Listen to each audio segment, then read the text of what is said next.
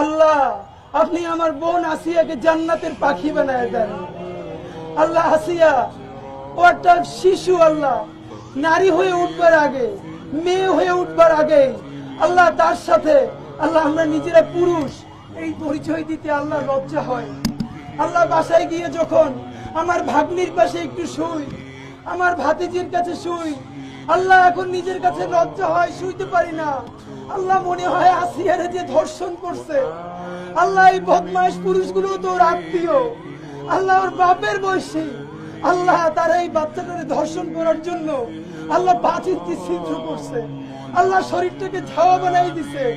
আল্লাহ এই রমজানে আপনার কাছে বিচার দিলাম, আল্লাহ এই যে জানোয়ার গুলো আমার বোনটারে দুনিয়ায় বসে এত কষ্ট দিল, আল্লাহ আপনি ওদেরকে দুনিয়া আখিরাতে এর থেকে 1000 গুণ কষ্ট দিয়ে আল্লাহ আপনি ওদেরকে কবরে নিয়ে